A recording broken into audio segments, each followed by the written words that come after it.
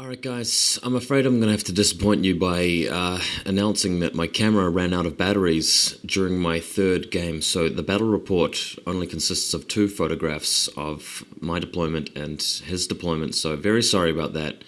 I was very disappointed that the camera did run out of batteries. It didn't happen for any of the other battle reports, so everything else is fine. But sorry I didn't get to show you some detailed pictures about how the game goes. I will explain what happened. An overview of it is that I played against the Vampire Counts guy, the only Vampire Counts guy in the tournament. He's a very nice guy. He's the father of the 2 guys that pretty much ranked in the top 10, the Tomb Kings player and the High Elves player with the Star Dragon. His Vampire army, I awarded the player's choice for Best Painted. You may have seen it in the other video I did with all the photos of everybody's armies. He's got... just explain the deployment here. We've got a Scorpion on the left, we've got Carrion, we've got Archers fanning out in the front, one group of Chariots over the far side. There's a Scorpion over the far side as well that you can't see behind the forest.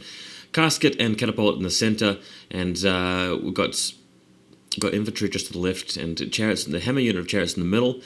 Really wanted him to just to come to me. I knew that he'd be slow because he's undead, and I could shoot at his bats and stuff with my Archers, and really slam him with the Catapult before he got too close, and then do what I could. But remember, he's got 3 vampires that can fly, and a couple of them at strength 7, so I didn't really know how I was going to win this. I mean, this is a crazy, crazy list.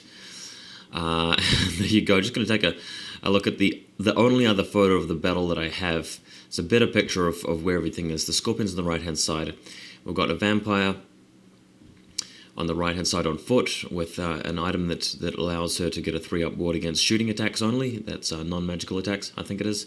We've got the unit of knights, the black knights with the white BSB on it, and some wraiths behind them. We've got the Vampire Lord General in the skeleton schools behind them, more skeletons, and we've got dogs on the right-hand flank with plenty of bats.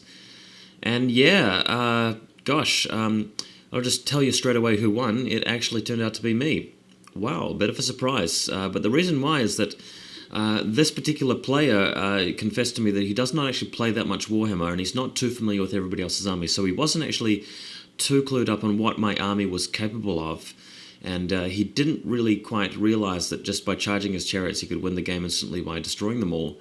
So he didn't actually do that, and I managed to block a lot of his spells because the Casket subtracts 3 from his casting roll, which is a real game winner against Vampire Counts because it prevents them from getting too much Invocation of the Heck done with their 3+. So what actually happened in this game is that the Chariots, with the Prince in it, rolled up the centre, charged straight into his unit of skeletons with the other Vampire on horseback, not the Lord, but the one in the centre of the photo.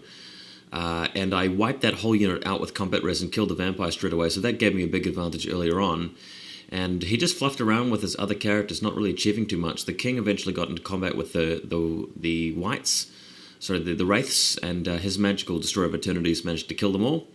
So that was fortunate. I managed to clean up his Vargolf on the left-hand flank with a combination of block infantry charges and Scorpion.